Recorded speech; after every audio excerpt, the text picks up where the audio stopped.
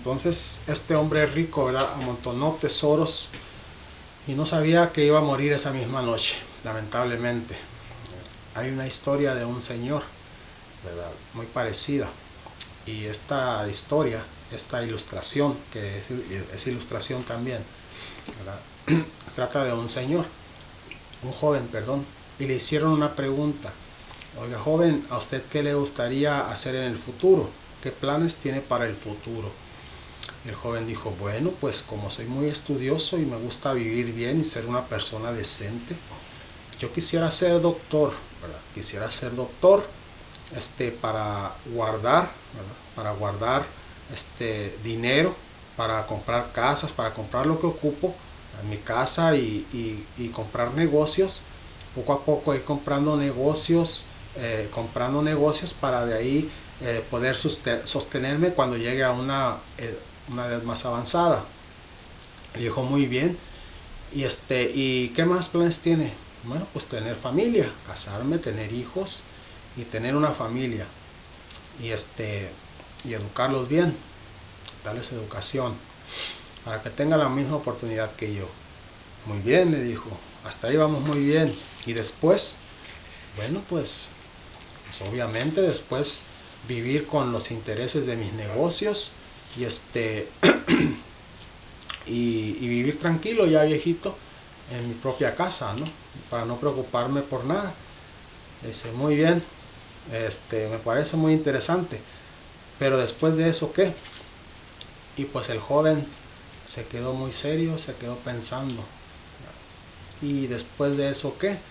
Pues obviamente después de la vejez viene la muerte, inevitablemente viene la muerte. Y el joven pues se puso triste porque no tenía esperanza. El día de hoy nosotros tenemos esperanza, ¿verdad? Si nosotros compartimos los bienes que Dios nos da, si nosotros recibimos a Dios para empezar en nuestra vida, ¿verdad?, vamos a ser bendecidos. Él va a poner el deseo de amor en nuestro corazón, el deseo de compartir, el deseo de acercarnos a Dios y conocerlo un poco más, ¿verdad? Y ahí y finalmente pues la consecuencia, como lo dice en Juan 14, creo que es Juan 14:6. Vamos a leerlo. Aquí. Sí. Jesús le dijo, yo soy el camino, la verdad y la vida. Nadie viene al Padre sino por mí. Jesús es el camino, la Biblia, el camino. Él es la verdad y Él es la vida. La consecuencia de andar por un camino, el camino de Jesucristo, nosotros recibimos la verdad, andamos en la verdad y al final encontramos la vida eterna. Así, es una bendición muy grande. Vamos a ir a 2 de Pedro, capítulo 3, versículo 10.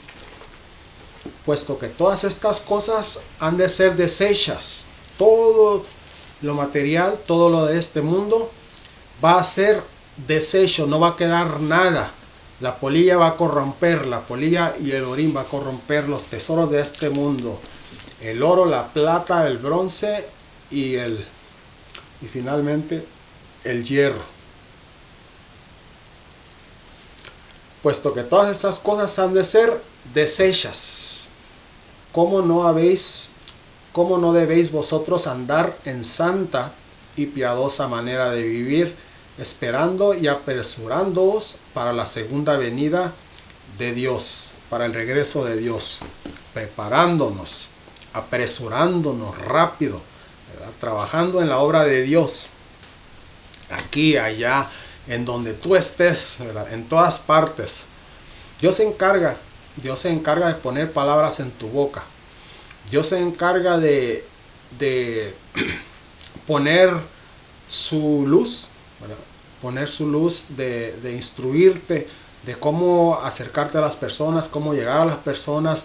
Dios se encarga de hacer el trabajo, lo único que tienes es permitirle empezar a hacer la predicación de ti, en ti una doctrina, una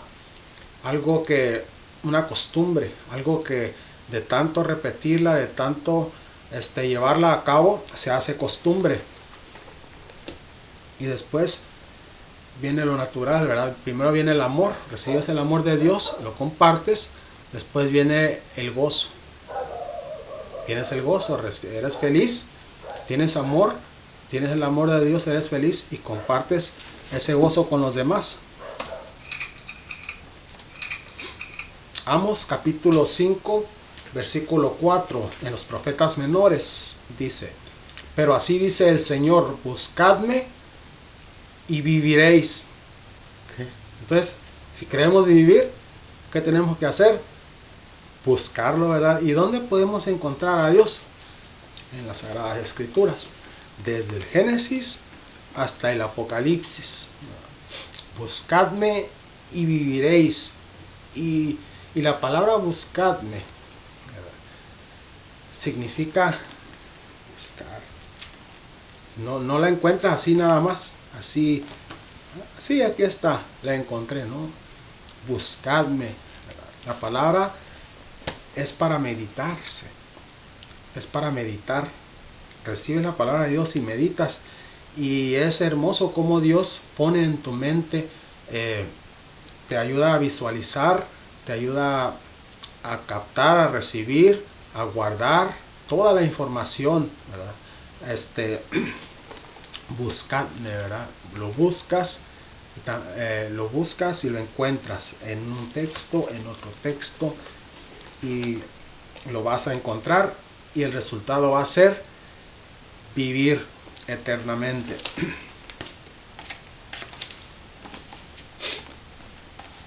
Ahora nosotros necesitamos ir a predicar. Ezequiel 33, del 7 al 9. Pero fíjense las palabras que encontramos aquí.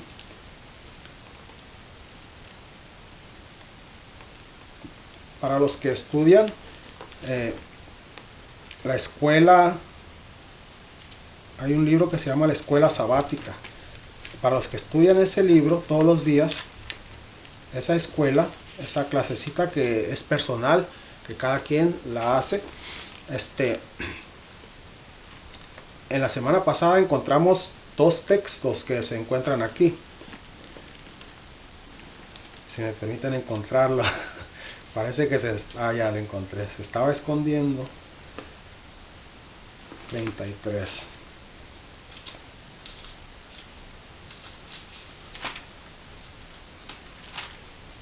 Dos textos, el 8 y el 9, se encuentran en el estudio de la semana pasada. El 8 y el 9, pero es necesario, es algo que no podemos dejar pasar por alto. El versículo 7 del capítulo 33. No lo podemos dejar pasar por alto, y tal, vamos a ver por qué. A ti pues, hijo de hombre, te he puesto por atalaya a la casa de Israel. ¿Cuál es la casa de Israel? La iglesia, la casa de Israel, el pueblo de Dios, la iglesia de Dios, la casa de Dios, el pueblo, la gente, ¿verdad?, que componen la iglesia. A ti te he puesto por atalaya. ¿Y qué es una atalaya? El que anuncia, el que siempre está alerta, ¿verdad? Como en las torres de la cárcel, el que está cuidando día y noche, los guardias que cuidan que nadie se escape, ¿verdad? Atalaya, ¿verdad? El que anuncia, allí vienen o ahí van, ¿verdad? En las ciudades antes tenían muros, antes se acostumbraba más.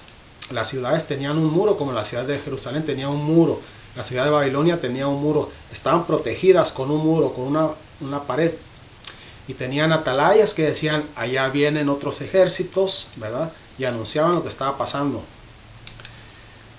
Y dice aquí, Dios nos pone como atalayas, y una atalaya avisa.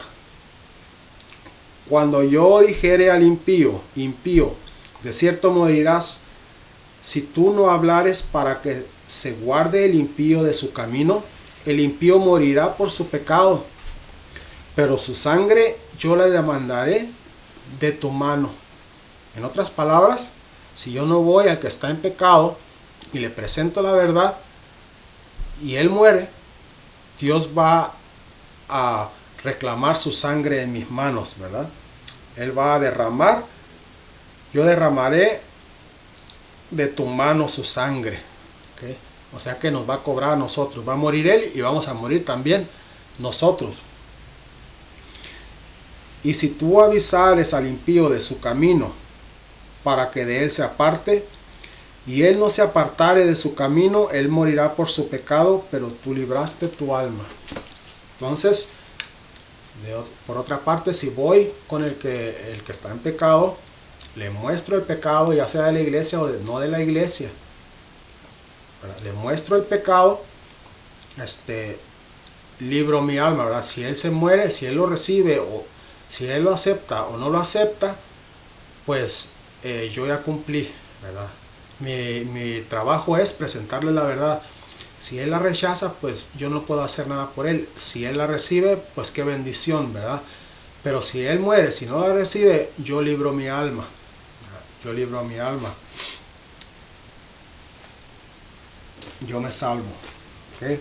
Entonces necesitamos predicar el evangelio, ¿verdad? Ese es nuestro trabajo. Entonces, si nosotros recibimos la verdad y miramos, porque por todas partes donde miramos, hay lugares donde no hay luz, casi en muchas partes donde vamos no hay luz, no tienen la palabra de Dios. Son como el rico que guardaba los mandamientos, guardaba los mandamientos, no robaba, no mentía, obedecía a sus padres, ¿verdad? O no mataba, obedecía a los 10 mandamientos. Y le preguntó a Jesús, ¿qué debo hacer para ser salvo? ¿Y qué le dijo Jesús? Da tus riquezas a los pobres, será el joven rico. Dale tus riquezas a los pobres y sígueme. No nomás dijo da tus riquezas, ¿verdad? No nomás dijo que entregara sus riquezas a los pobres, sino que dijo que lo siguiera. Entonces, si yo sigo a Jesucristo, significa que yo voy a hacer lo mismo que Él hace, ¿verdad? Voy a ir por el camino que Él anduvo, por el camino que Él está ahorita, ¿verdad? Y en ese camino, ¿qué me voy a encontrar? Voy a encontrar mucha gente que no conoce a Dios, ¿verdad? Para donde tú voltees, si tú vas en el camino de Jesucristo, ¿verdad? Él va a poner personas así como la mujer que ocupaba ese milagro, ¿verdad? Ocupaba ese milagro. Nosotros le podemos presentar a Jesucristo, ¿verdad? Cómo ella puede salvar a su hija, a liberar a su hija de esos demonios. Entonces, nosotros si estamos en el camino, vamos a hacer una bendición, ¿verdad? Para todo lo que nos rodea, porque este mundo está lleno de necesidad. Este mundo está seco, ¿verdad? Necesita de esa agua, de esa lluvia.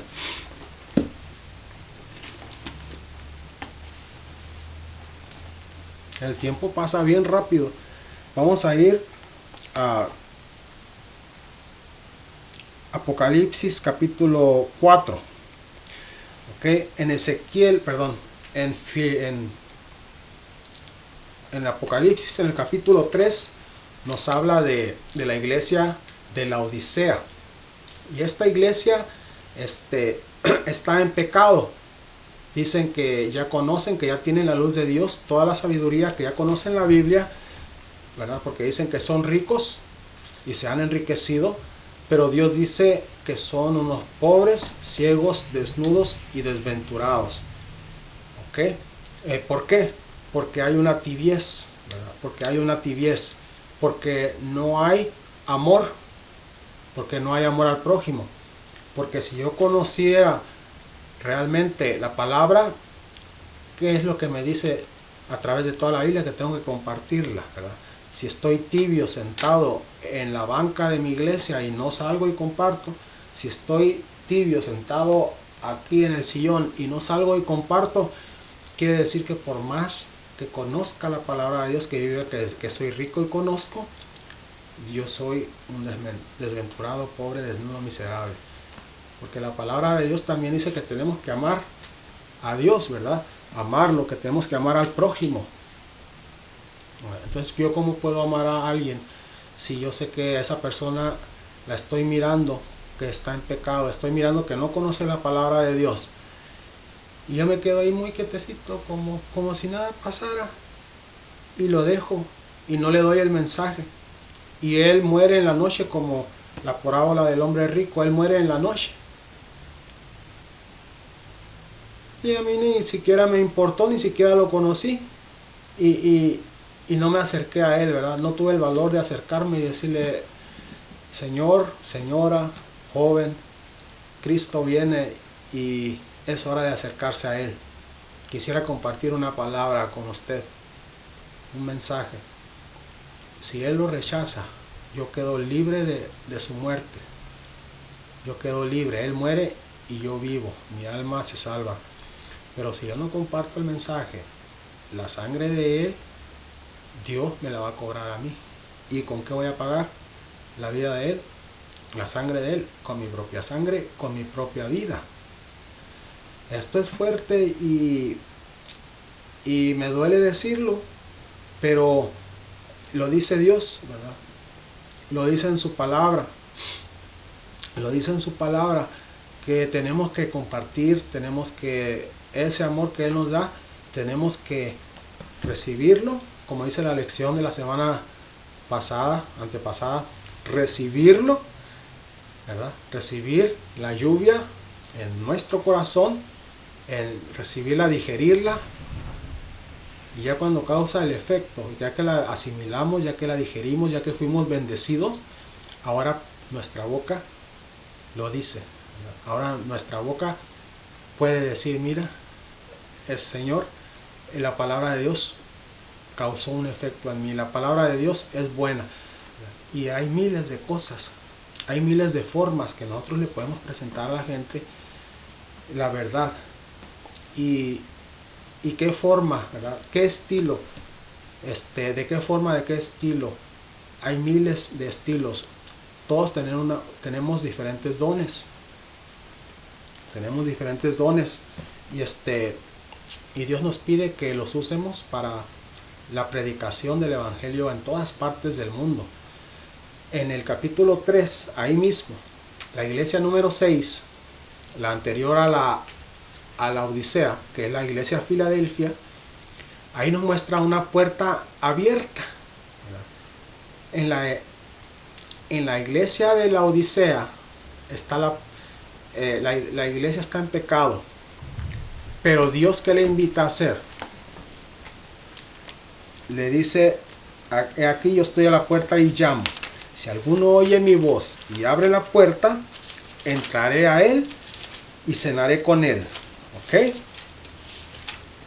Iglesia La Odisea, Dios pide que abramos nuestra puerta para Él entrar ahí. ¿Por qué? Porque estamos en pecado. Estamos en pecado y no compartimos el Evangelio y estamos desnudos en pecado y somos miserables y pobres y ciegos. Versículo 20 del capítulo 3 dice: he aquí yo estoy a la puerta y llamo. No está tocando, está llamando. Llamo. Si alguno oye mi voz y abre la puerta, entraré a él y cenaré con él y él conmigo. Si abrimos la puerta, ahora, ¿qué es lo que va a suceder? Cristo va a entrar en nosotros, vamos a ser transformados. Ahora pertenecemos a la iglesia de Filadelfia. ¿Por qué? Porque guardamos los mandamientos, ¿verdad? Y tenemos la fe de Jesús y guardamos su palabra también, no nomás los mandamientos. Versículo 8: yo conozco tus obras, he aquí he dado una puerta abierta delante de ti. Yo conozco lo que tú haces, tus obras, tu predicación.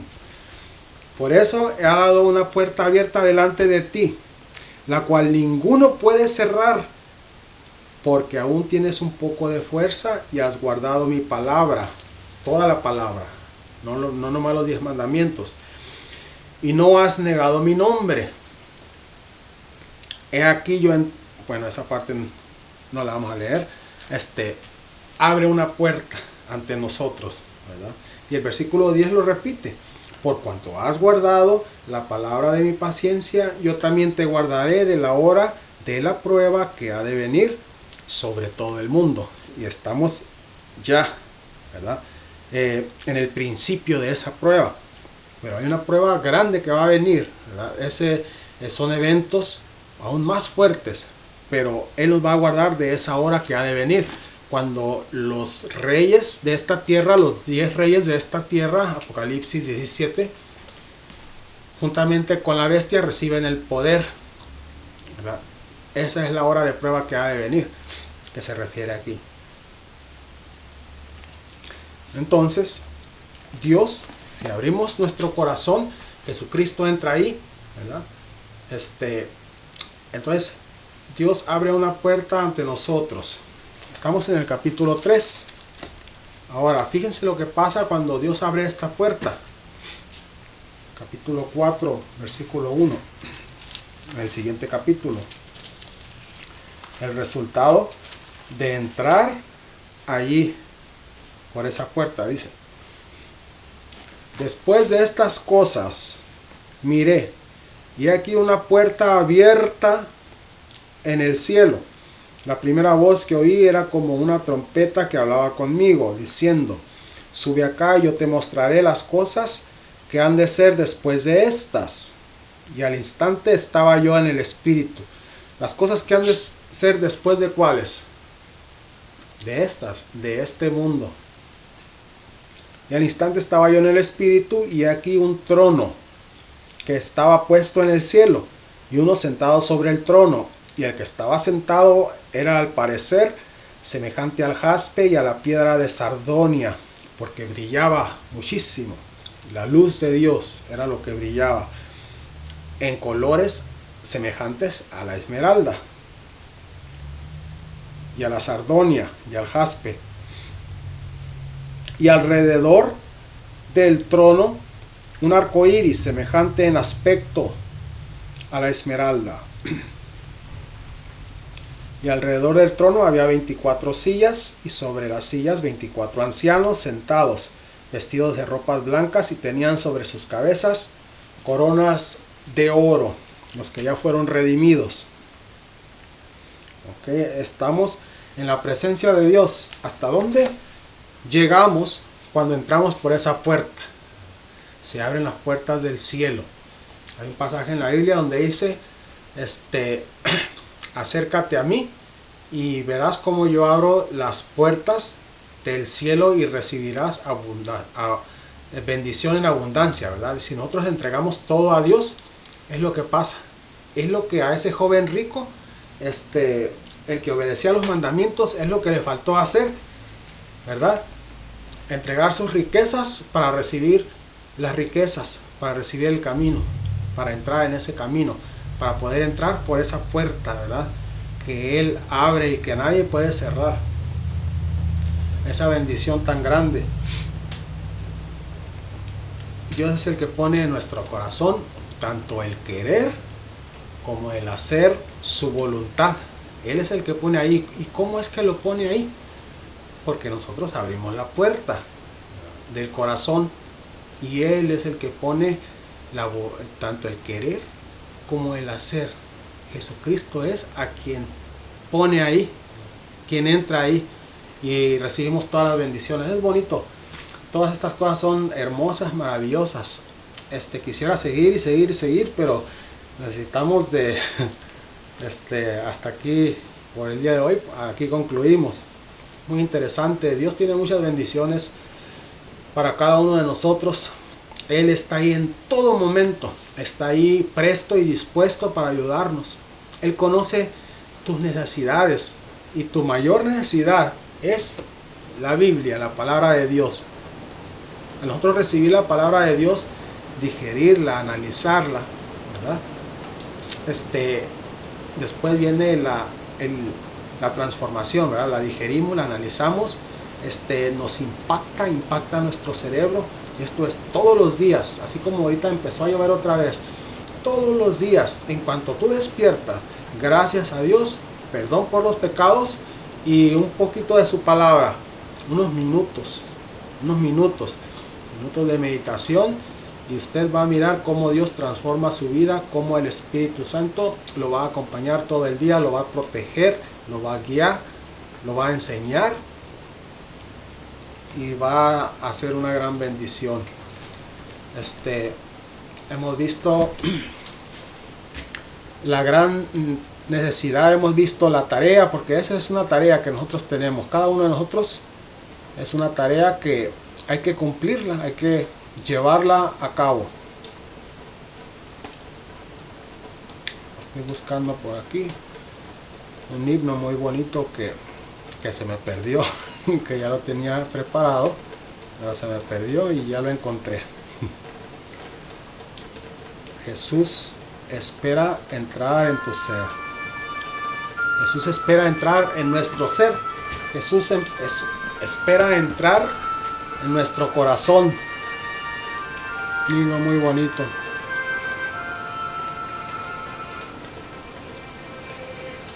Quisiera saber si usted el día de hoy tiene el deseo de permitirle a Dios que entre en su ser.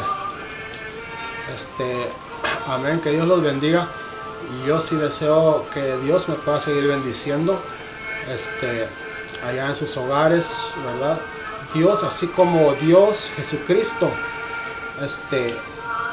hizo el milagro a esa señora y sacó ese demonio de esa niña, ¿verdad? A la señora cirofrénica, sacó el demonio de esa niña allá donde ella estaba, la niña bien retirado. Así Dios, ¿verdad?, en cada uno de nosotros puede hacer ese milagro. El día de hoy Él está dispuesto a ayudarnos a derramar esas gotas de felicidad, esas gotas de salvación en nuestra vida, como una planta que todos los días recibe de esa agua. Estas plantitas, con un día que no les ponga agua, se empiezan a doblar para abajo, a decaer. Y es la forma de decirme, de avisarme de que no les he puesto agua, de que quisieran tener agua. Nosotros, cuando nos arrodillamos, es la forma de pedirle a Dios que nos ayude y que tenga misericordia de cada uno de nosotros, que podamos tener esa humildad, ir de rodillas para pedirle a Dios. Él escucha las oraciones, no importa que tú estés parado o no importa si estás sentado, ¿verdad?, o hincado, pero es una forma de reverencia ante la presencia de Dios. Y quisiera invitarlos a ir de rodillas en esta tarde para pedirle a Dios su bendición, para ir en oración. Cerremos los ojos. Padre Celestial, le damos gracias por su bendición, le damos gracias por la lluvia física y también le damos gracias por la lluvia más importante, que es la lluvia espiritual, el derramamiento del Espíritu Santo en nuestra vida. Le damos gracias, Señor, porque el día de hoy usted nos está acompañando.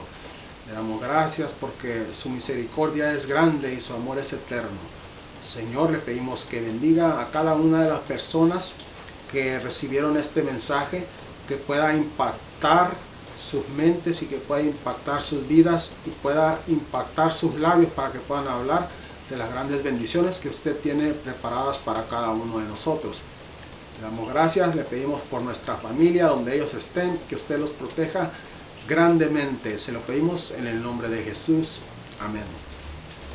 Amén. Muchas gracias por acompañarnos. Que Dios los bendiga y los esperamos aquí la próxima. Gracias.